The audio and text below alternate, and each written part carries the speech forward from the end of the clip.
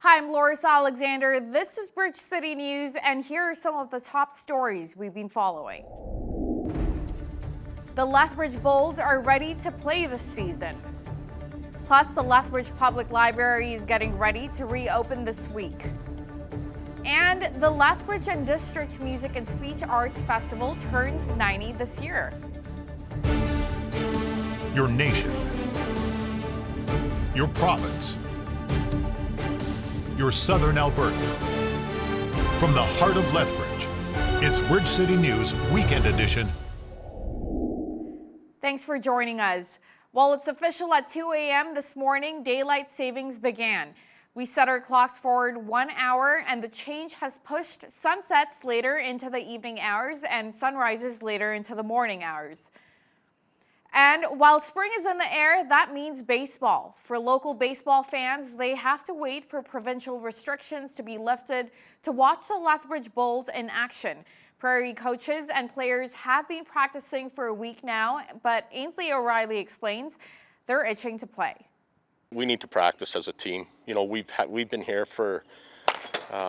It just feels really weird as the coaching staff. Like I feel like I don't know my players, and I know it's the same way that they don't.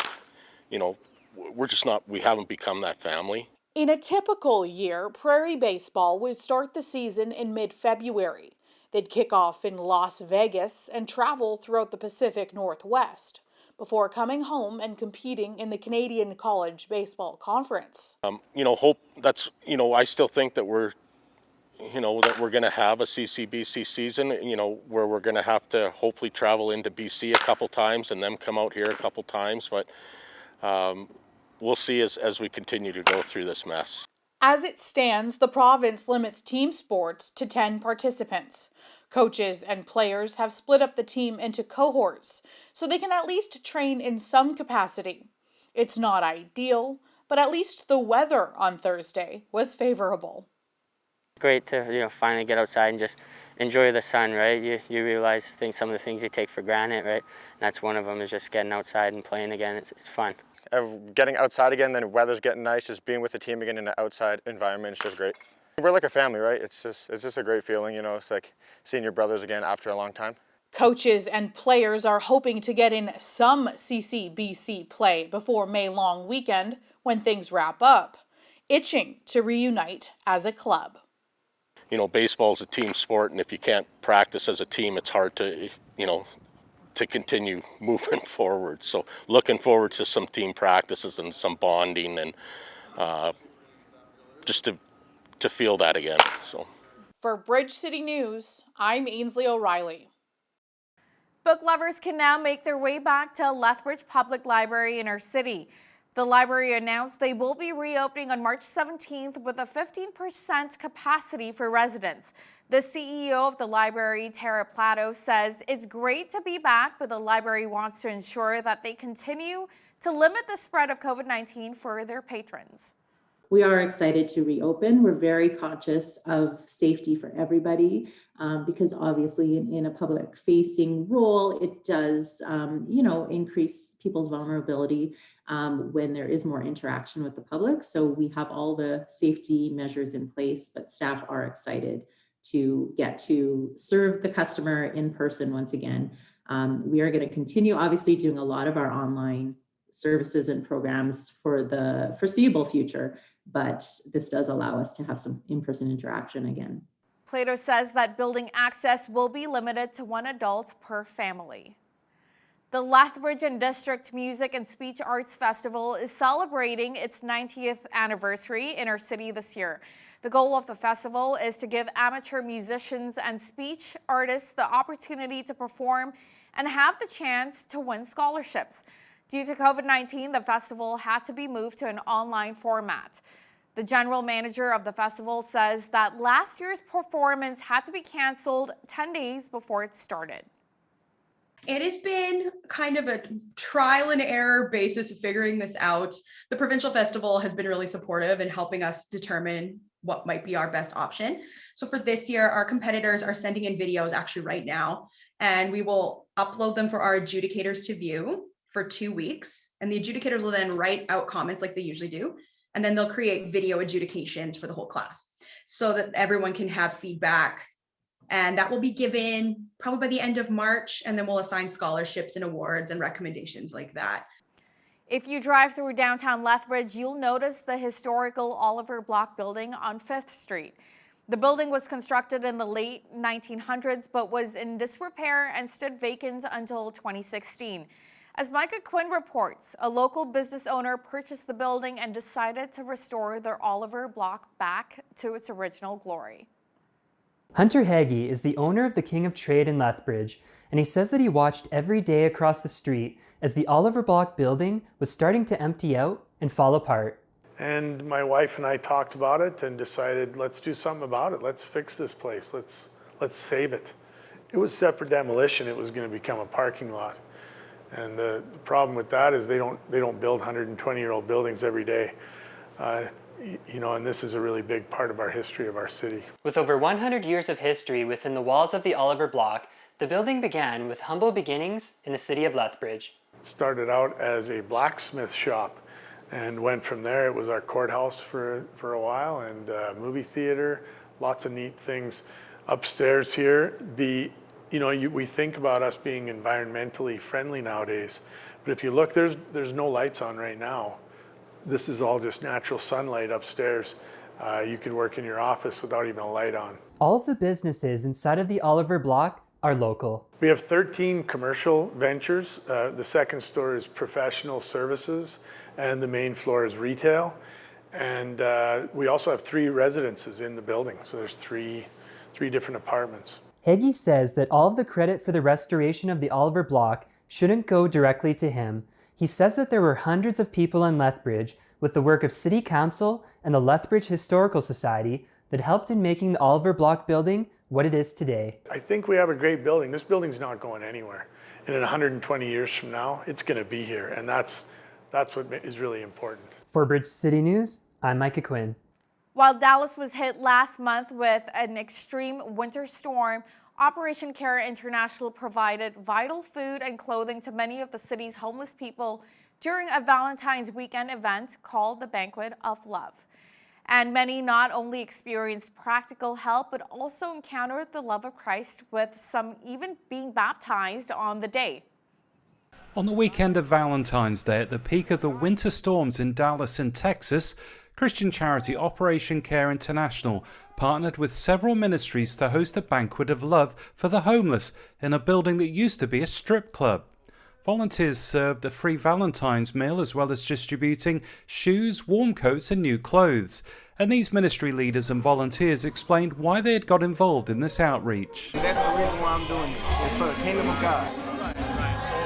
Thank you. We're all the way from Independence, Missouri, and it's just all about Jesus, man, showing the love of God to his beloved people, that's what it's all about. We are here to serve the sons and the daughters of the Lord. I really felt the Lord was like, you have to do this. You have to come and you have to be able to give back. I represent Noble Life Outreach. Our main focus is to reconcile people to Christ. That's our main focus and our only focus. I was a drug addict for 9 years.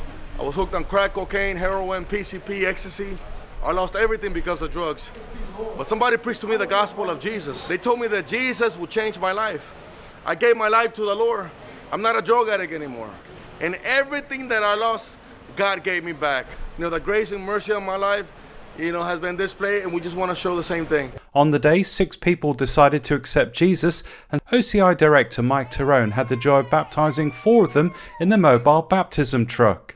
I just love redemption stories, people giving their life to the Lord. This is a perfect picture of God redeeming and taking back what the enemy tried to steal. And this man concluded by sharing what this banquet of love had meant to him. Fellowship, the entire fellowship. Amen. Seeing everybody come together, all for one cause. Peter Wooding for the Global News Alliance.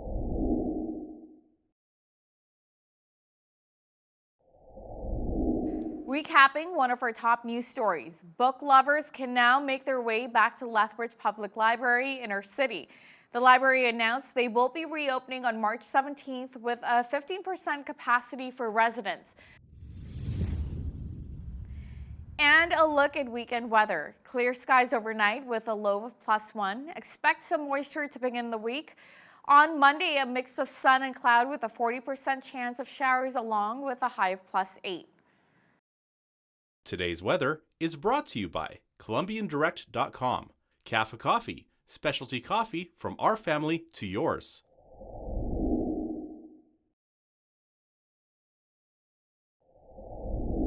Coming up after the break, we hear from a Lethbridge College researcher who's making waves in the area of microbiology.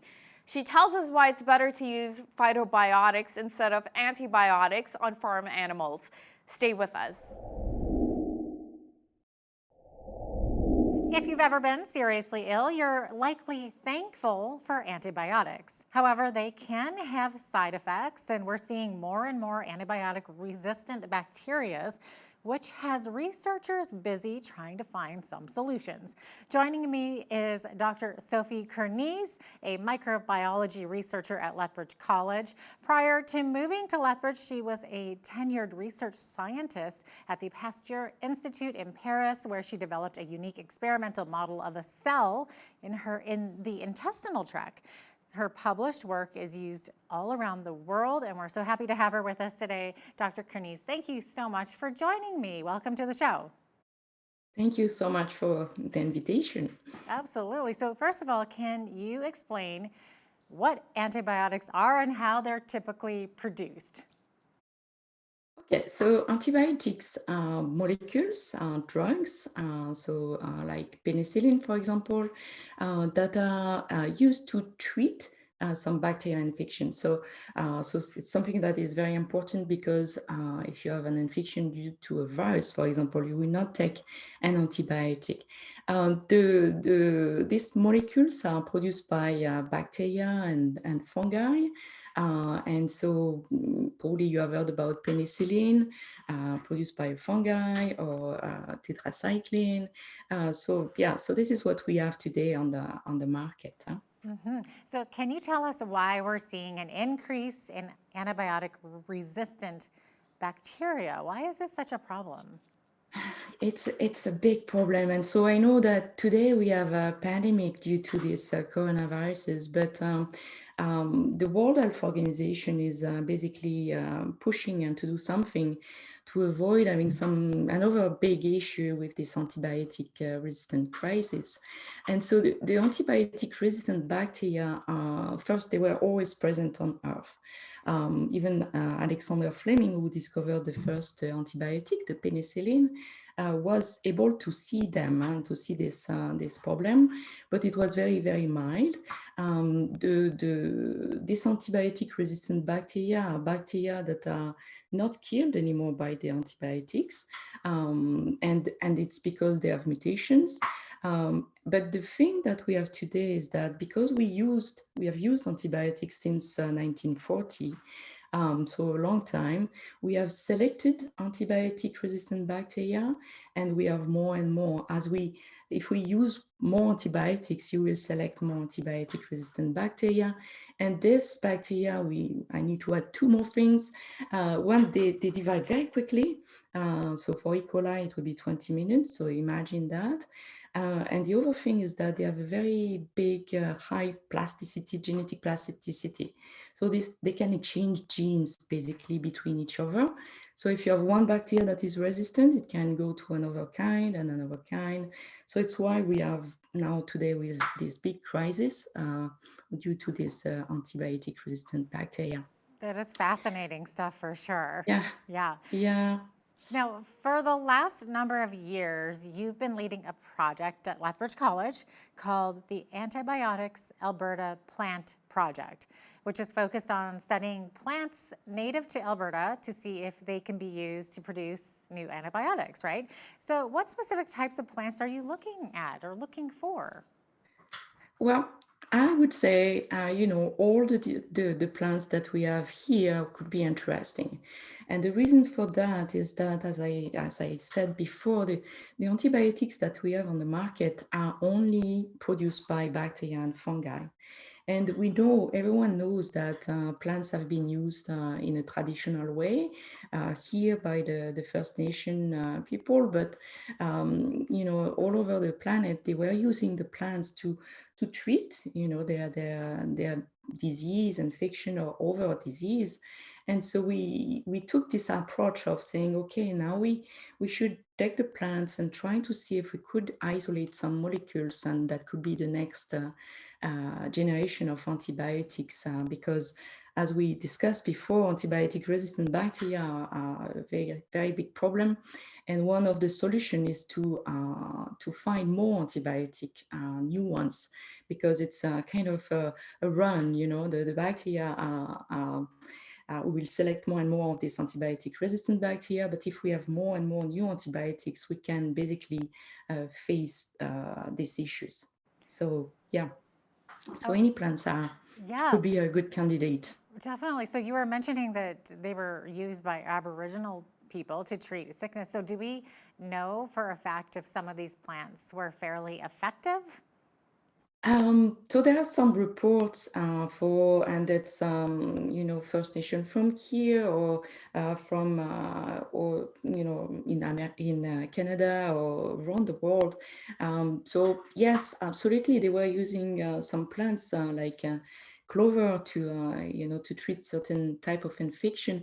So of course, before, you know, we had not this test to say, oh, we have an infection that is due to a staphylococcus or something like that. So, but because wound, you know, easy to see, it's for us, it's a bit easier than to say, okay, they have been using these plants to treat wounds.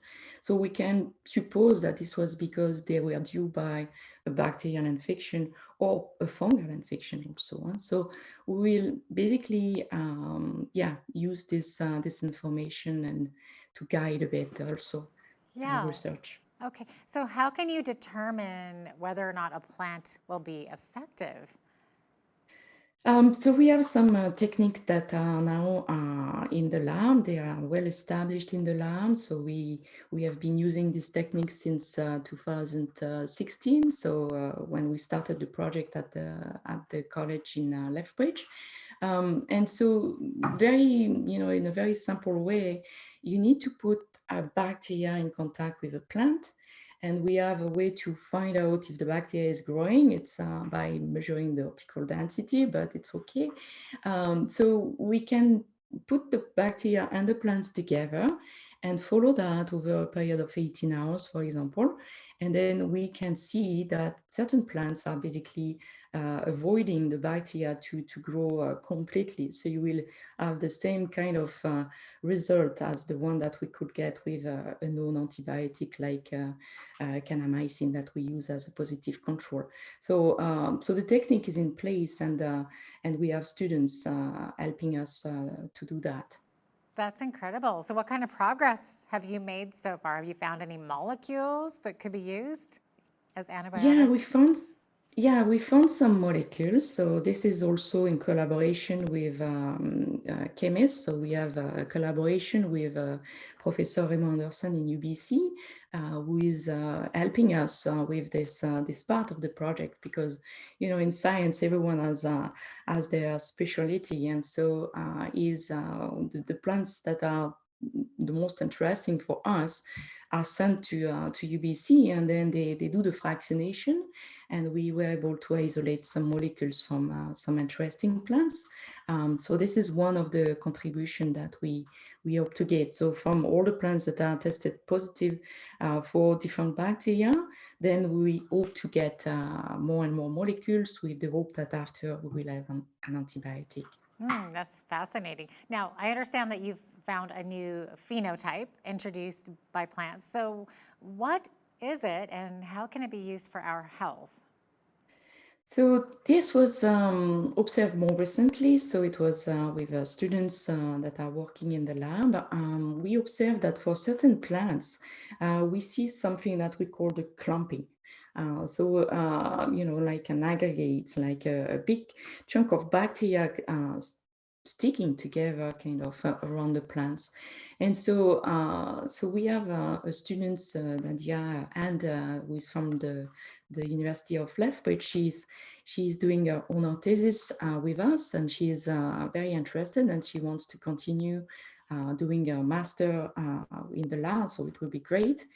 And so we are studying this new phenotype as it would be interesting for different applications, such as trying to remove bacteria in the water. The contamination in the water, for example, in feedlots, but also the water that we have in the river could be eventually more clean with plants that are clumping, the bacteria, maybe over application in cosmetics. So this would be some opening for the future. Right. Now, we're, of course, in southern Alberta, which is, agriculture is a huge industry here. So can you tell us about some local plants that apparently contain phytobiotics, which can be used to naturally promote growth in certain farm animals? Yeah, so so this is another. So we have different direction in the lab, and one of the direction is the phytobiotics, because basically, so to give a very quick definition, they are plant extracts that have some activities, and so we are looking always for antibiotic activities. So it's known that some plants like oregano or thyme are used to prevent the infection, and we want to basically bring some new phytobiotics from the plants that are growing in Alberta, but also the plants that are given to the animals. And the reason for that is that the farmers don't have access to antibiotics since 2018 to prevent the infection as they were doing before, which is causing quite of some issues, because the antibiotics are helping them to prevent infection and also to promote the growth of the animals. So by finding, and we have many plant extracts that are active against, for example, Staphylococcus aureus, that is one of the bacteria that they want to control. We want to bring that to the farmers, that they can continue to produce the food, the food animals, or to produce the proteins that we need for to feed us, basically. Yeah? So this can be an interesting project to start. Yeah, absolutely. Now, Dr. KERNEIS, your research also has the possibility of using plants to make natural preservatives for cosmetics. So which plants would be used for this, and what is it about them that would act as a preservative specifically for cosmetics? So yeah, so cosmetics. So we are in collaboration with a small cosmetic company in Alberta, and so we are thinking and exchanging this problem that they have. Cosmetics is we put makeup and cream, and so we basically put your hands on the cream and put that on your face, and your hands are containing a lot of microbes. So basically it will contaminate the product, that can have some effect on the life shelf of the product, and also can eventually cause some infections. So they are using preservatives in their products like paraben, but we want to try to find some more natural approach for that. So bringing the plants that we have found in the lab that contain some antibiotic activities to them, and putting that in their product. So we hope that in the very near future, we will be able to bring that and have a line of cosmetics containing some natural product coming from Alberta. So this could serve the cosmetic here, but after that maybe a bit wider around the world. Oh yeah, well, I would be all about that, obviously. Yeah, I think it's what the people want, to go more natural, not having some chemicals that can cause some issues. Yeah, absolutely. So any idea how long this process would take to find these, natural effective antibiotics? How long would that take? Well, depending. If it is an antibiotic that, like penicillin, for example, just to give you an idea, for Alexander Fleming, it took him 12 years. Which was, the first thing was because, this was the starting point. So he had to convince people. But, and we see with coronaviruses, with the vaccine, it takes time to put a drug on the market, because we want to make sure that it's really, really safe. So maybe it will take, normally it's about 10 years. But I think it's still very important that we start today to have some antibiotics in the near future. If it is phytobiotics for animals, I think it can take much less time. We hope to, feed the animals with this product, with these plants. And for the cosmetics also, maybe, I don't know, maybe 1 or 2 years, and we will have some plant extract in for the livestock or for the cosmetics. Yeah, that would be so interesting, especially if we can see it available at our local pharmacy. So even in terms of a plant-based antibiotic, any idea as to how long we can see that available at our local pharmacy? I don't know, hopefully 10 years maybe, and we have to start, and this is the World Health Organization who is pushing to say, okay, we need to find new antibiotics, because the pharmaceutical industry basically quit a bit this topic because it's not very rewarding in terms of money. You develop an antibiotic, it's quite expensive, and then you will have antibiotic-resistant bacteria coming up quite quickly. But still, we don't want to arrive to this situation where they say that if we don't do anything by 2050, we will have 10 million of people dying of this antibiotic-resistant bacteria, which is huge. Today, we have 700,000 worldwide, which is a lot, less than what we had for COVID, but we need to do something today. Absolutely. So, yeah, absolutely. It's amazing. Thank you so much for your expertise, Dr. KERNEIS. Dr. Sophie KERNEIS is a microbiology researcher at Lethbridge College. Thanks for joining us today. Thank you, Janet. It's a topic we've been focusing on quite a bit lately, marital relationships, because they're challenging even in the best of times. But with the stress of COVID restrictions, it's put even more stress on marriage relationships. Today's guest says although there are different causes of relational breakdowns, there's one in particular that is the biggest issue, and we will chat about that today. Brent Taylor is a Lethbridge marriage coach and the author of Hers Greatest Need. Welcome, Brent, to Bridge City News. We're so glad to have you on today. Thank you, Jeanette. I'm honored to be here. It's a pleasure. Awesome. Okay, so can you briefly share a bit about what you do to help couples improve their relationships? Well, I have a marriage builder program. I call it UCG. It includes my book, which is His and Hers Greatest Need, and the single biggest reason why marriages break down and how to build it up.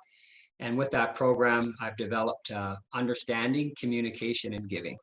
And there's multiple elements within that program. It's either a 5-session or 8-session program, and it really helps restore marriages. So I've been doing that for a number of years.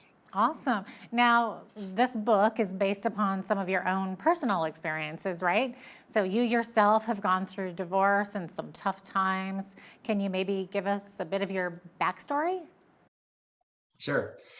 Well, born and raised in Calgary, 1962, and moved around a few places and was married young, and have 3 awesome children. They're 34 and 32 and 28 and 3 grandchildren. And I worked about 25 years in the oil patch. And then I read a book called Rich Dad, Poor Dad. I was going to be somebody. And because I wanted to find somebody, because I felt, I guess I was rejected most of my marriage.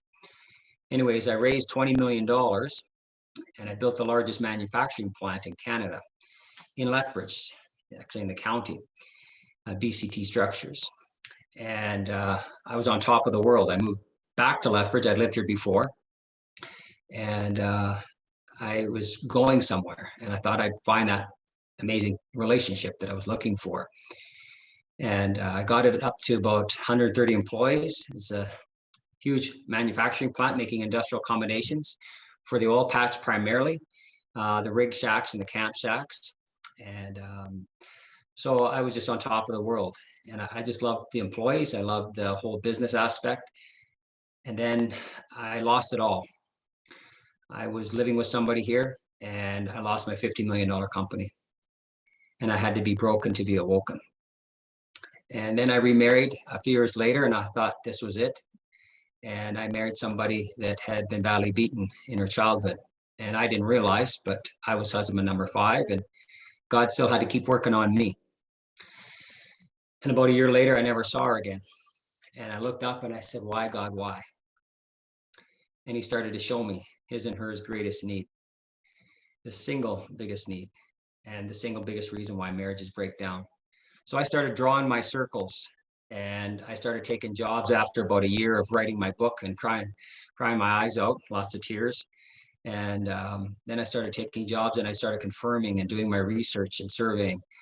And up to now, probably well over 11,000 people I've shared this with. Ministers in Calgary, ministers in Medicine Hat, Christians, non-Christians, Muslims, 82, 22, and every one of them has said, this is the greatest need, the greatest breakdown, but we didn't know it. Wow. So what I teach is not taught in the church, is not taught in the counselor's office. And roughly we have an 80% divorce rate in North America and much of the Western world. 69% of those divorces are being initiated by wives. Call it the walk-away wife syndrome. We tend to follow the sheep. And I think a lot of people don't realize the single biggest impact on a child's life is not your parenting. It's your marriage. And so the parents' marriage. Is that what you mean? Yeah. Okay. So we're at an all-time high for mental health. Before COVID, we were. Absolutely. You know, we had lots of issues around division and gender and depression and single parents. Technology added to all that division. And we were just on a downhill slide. And especially in Alberta, because the oil patch went up like this, and then it went down like this. And there's a saying that says, a wife's loyalty is tested when her husband has nothing. And a husband's loyalty is tested when he has everything. And unfortunately, we make it about the money. Now, Brent, you were mentioning that in your book, you talk about the biggest break. So tell me, what is the biggest breakdown that causes marriages to break down? First, I have to give you the greatest need. Okay, please do so. Right? Because that need is not being filled. Right. And then the way it gets treated causes the single biggest breakdown. Right. So I'll verbally explain it. I normally draw circles. I can't talk too much unless I draw circles. But anyways, the greatest need for a man is significance. He wants to be his wife's hero. There's not a man in the world that doesn't want to be his wife's hero. He might suck at it, but he wants to be. Because every little boy knows, do I got what it takes? Right? And there's not a woman in the world that doesn't want to be fought for. So if she's going to be fought for, who's going to be the one who fights for her? Her hero. It all boils down to God's design. He's our hero. And he asks husbands to love their wives like Christ loved the church. So who's our hero? And so he wants to be our hero. So his greatest need is significance. And her greatest need is security, emotional and physical security. Yes, financial, but she'll take the emotional and physical security first. Right. Well, that makes sense.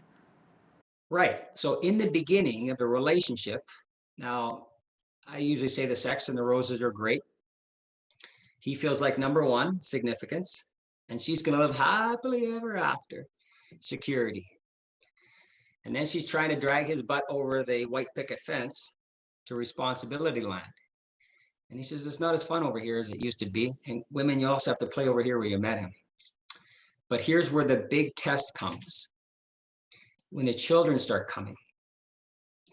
When a man and woman are together just themselves, that intimacy they have, that oxytocin release, that chemical bonder, when they're physically intimate. Well, Mama Bear has that when she's birthing and nursing. He doesn't get what she's getting, and she doesn't get why he doesn't get what she's getting. So he feels like number four. Every man feels insignificant to his wife when those children come. He used to be number one, and now he's number four. She doesn't understand because she's happy. She's living happily ever after. And she is bonded so closely with that child in her womb and as she's nursing. So those first couple of years, that bond is so tight, and she doesn't understand why he's feeling like number 4. And here's the breakdown. Every man, when he feels insignificant, so when I lost my $50 million company, when I lost my marriage, my daughter wouldn't speak to me for 6 months. I was nobody. And when a man feels like nobody, he retreats. He goes inside himself. It's a fear-based response. And fear stands for false evidence appearing real. He doesn't even know he's doing it. And when he retreats, he's trying to fill the void. He works more, he gambles more, he porns more, drinks more, plays around more. He's trying to fill the void because he wants to be his wife's hero. Mm-hmm. So what are some ways that a wife can do that for her husband? How can she build this significance in her husband? Right. So her security, I'll come to that in about 30 seconds here. Her Okay. security is threatened. When her security is threatened because he's retreating, she feels abandoned. Her autopilot fear-based response is not to retreat. She attacks or rejects him. She's trying to teach him a lesson, don't you abandon me, but it doesn't come out right as she's chucking the frying pan across the room. He takes it literally. She doesn't say what she means. She wants him to stay, not disengage, but he takes it literally and retreats some more. And then she feels more insecure, more abandonment, more attack and reject, and it goes around and around and around. So I tell men, when you're loving your children and picking up the vacuum and helping with the home and making date nights, you are loving your wife, because a woman's brain is very busy. She's about 15 to 20% busier than a guy's brain. Not inferior, superior, just busy. She's got lots of things on the go. He's more singularly focused. And then I say to wives, when you're loving your husband, you're loving your children. Because with those children, when they came along, the balance went out of whack. She was going to the children instead of to him. And he was going to her and she's going to the children. So now it's tilted. So to help put it back in balance, he needs to go to the children and she needs to go to her husband. Okay, yeah, because in your book, you do write that when a woman is loving her husband, she's actually loving her children. And is that what you mean by that? Yes, absolutely. She's putting that balance back in the family, because if you don't have your marriage, you don't have a family. Yeah. So I know that you also mentioned that for women, their biggest needs is security. So what do you mean by that exactly? And when a wife isn't finding that sense of security, how does she, you're kind of mentioning some of her coping mechanisms that aren't necessarily good, and they could be contributing to the marital breakdown, right? It affects the relationship.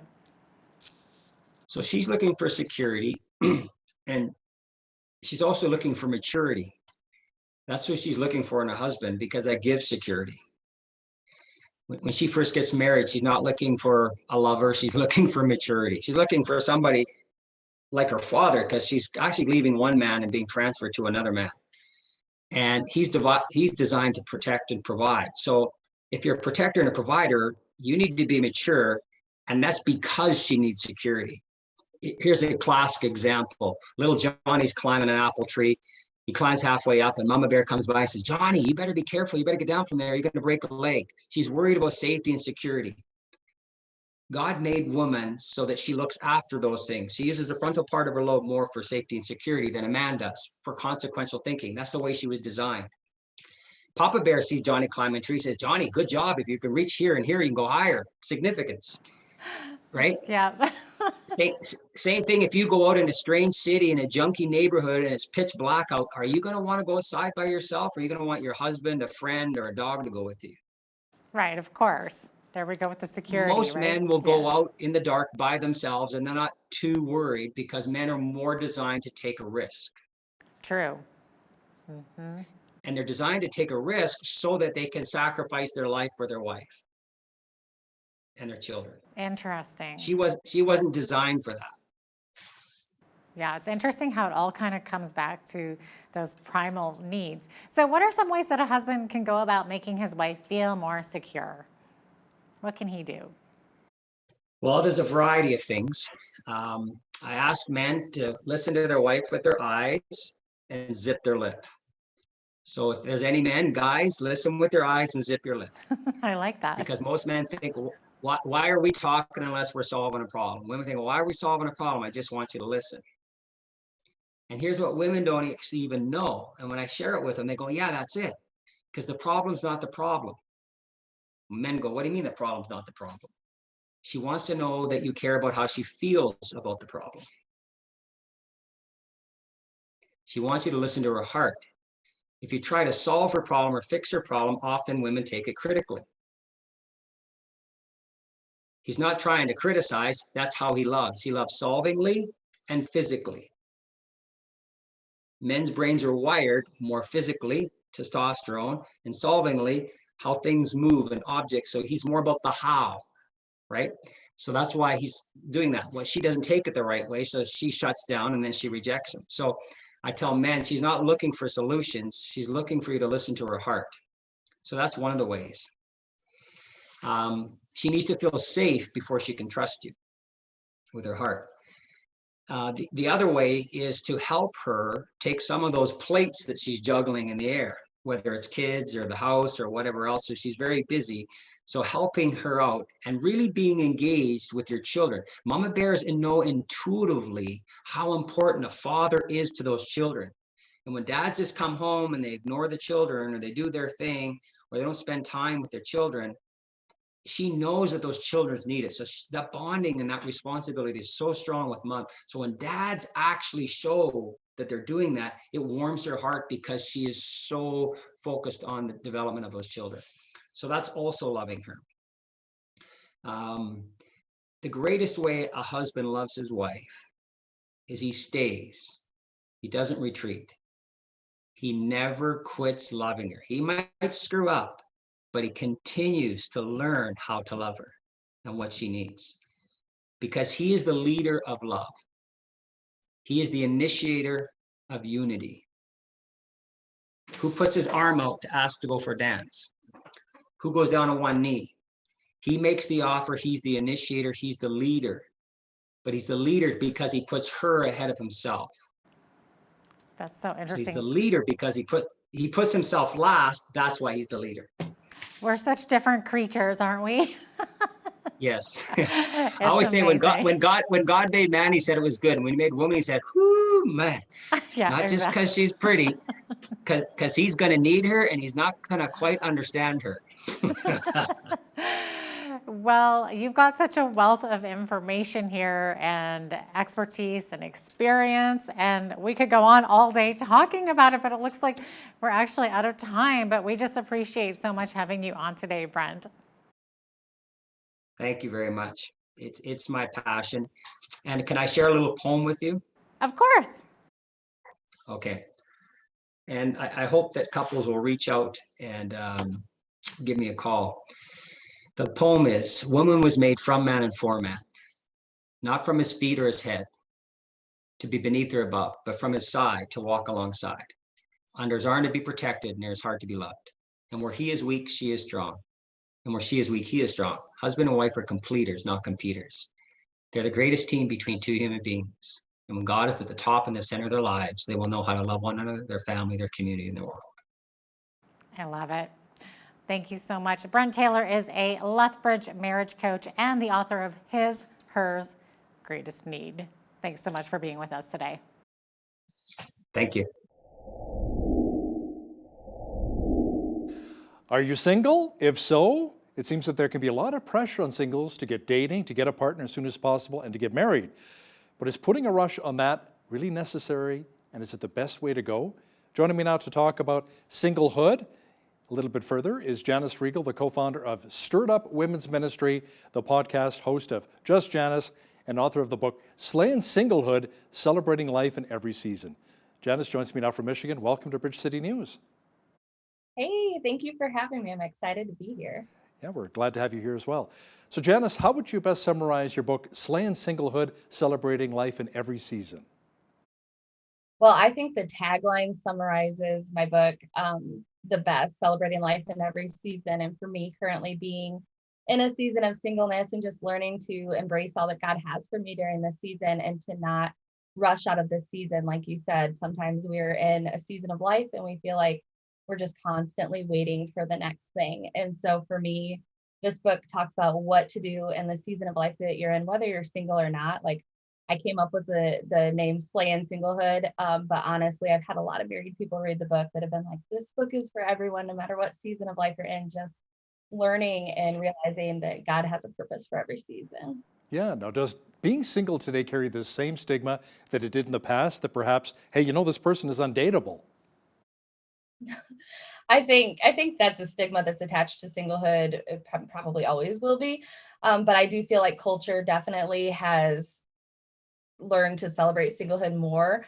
And there's a lot of people that are choosing to stay single longer. I think probably in times past, people, you know, once you graduate high school or whatever, you feel like you have to settle down, get married, start a family. And I feel like nowadays culture isn't as pushy with that, so to speak. And so I think definitely culture is changing all around us all the time, but I definitely think there's more celebrating the season of singlehood now than probably there was in the past. Yeah. Now, why do you encourage women not to cheapen singlehood or maybe even discount it?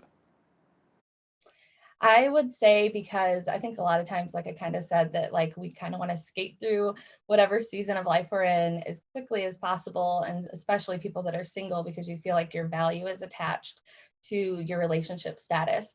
And so to not cheapen this and this season of life and think that it's not valuable, because God has so much to do in and through you in whatever season you're in, but especially when you're single, because you do have, you know, no one to answer to, and you do have more time and whatever. So just not feeling like this season doesn't mean anything or hold any value. And for me personally, I've been single for 5 years now, and I have seen so much value and awesome things that God has done in and through my life. And so I just know from firsthand experience that the season of singlehood can be so beautiful and rich.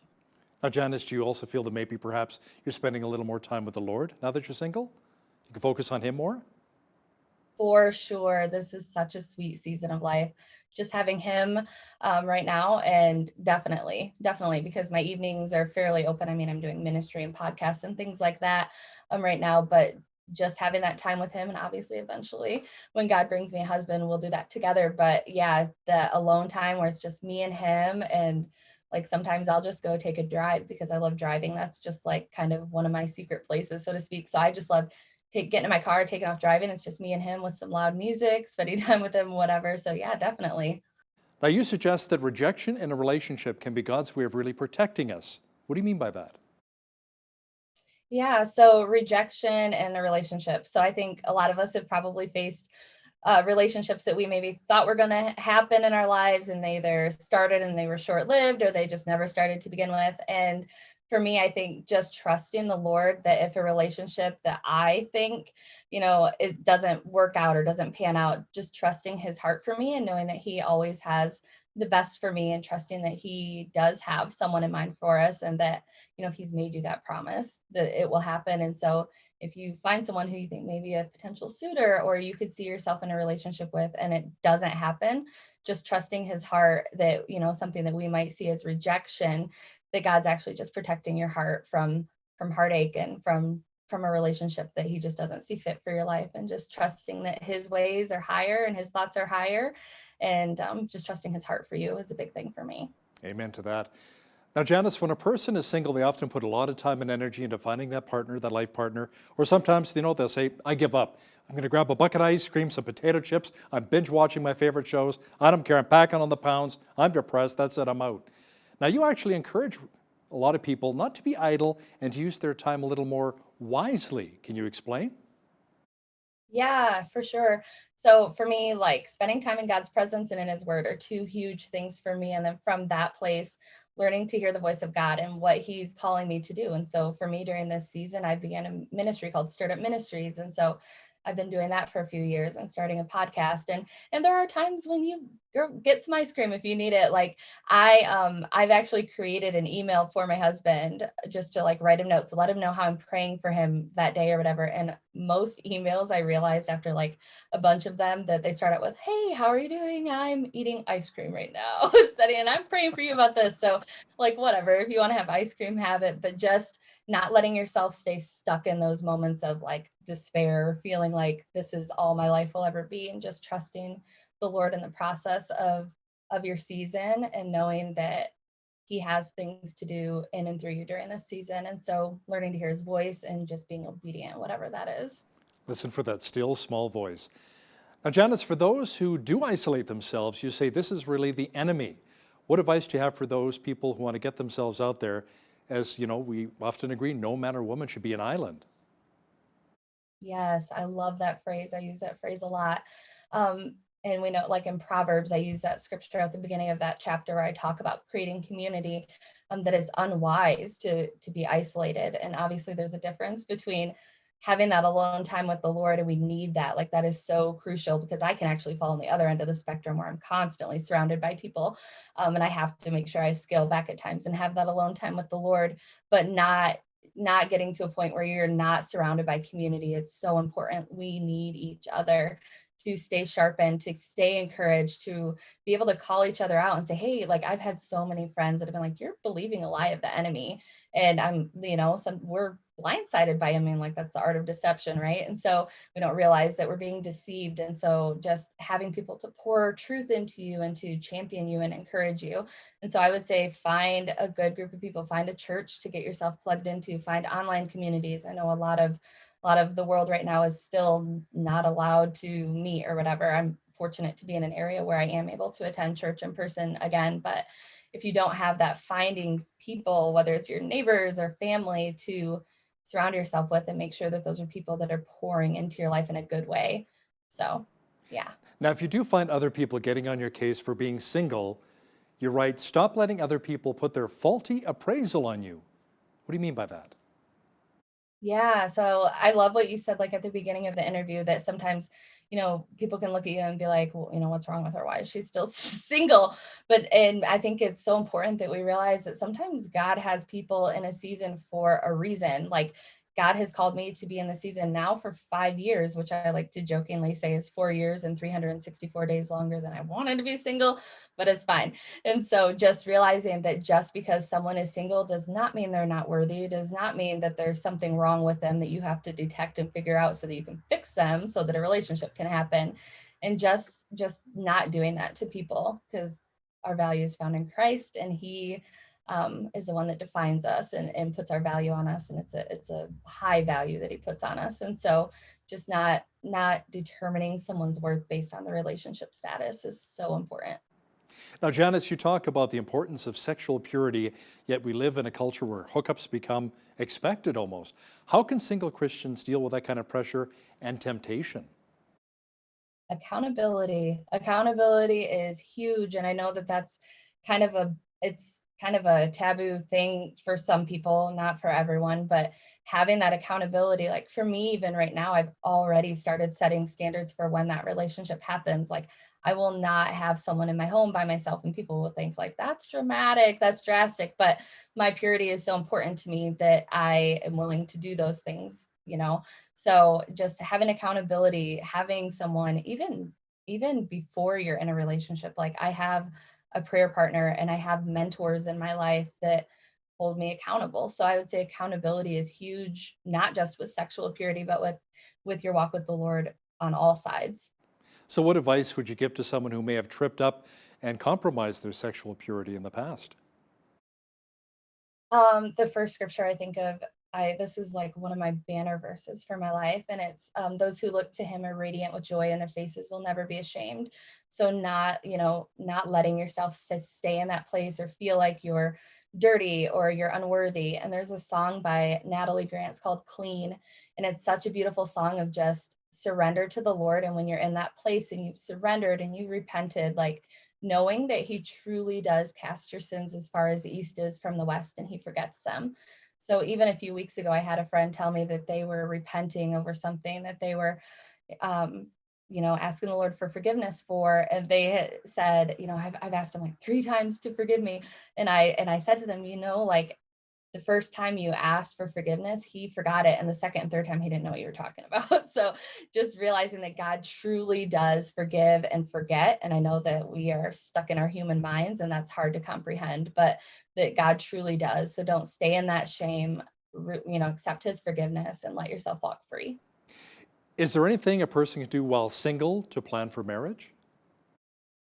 Yeah, there's so much you can do. And I talk a lot about a lot of those things in my book, but like healing from past hurts is huge. Like I think a lot of people enter into new relationships with baggage from their old relationships.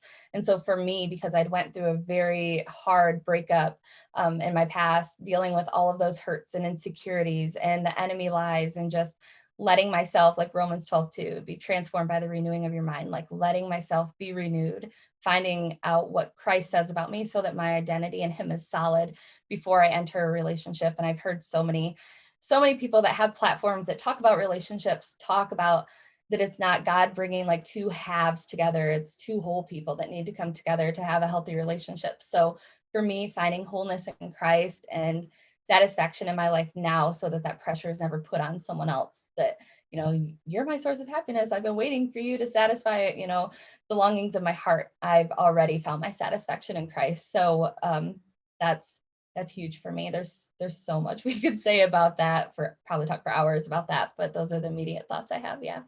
Janice Riegel is author of Slaying Singlehood, Celebrating Life in Every Season. Thanks for joining me today from Michigan. Thank you. On behalf of all of us here at Bridge City News, I'm Hal Roberts. God bless and thanks for watching.